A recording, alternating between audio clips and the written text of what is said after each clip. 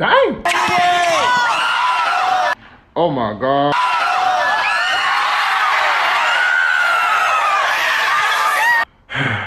If you get did like this on the basketball court, you definitely can't come back to next summer. Nobody's gonna let you forget what happened to you. Just embarrassing. Listen to how these grown men reacted with these screams. In the hood, that scream is the sound that you just got embarrassed. Once that happens, there's only one thing left to do. Handle your business. Yes, it's that deep. It is what it is. Can't be taking no embarrassment. Him walking off like this is when he realized he got the entire hood under his control. Bro, it's gonna be Shorty's trying to redo that move on somebody else. He a hero.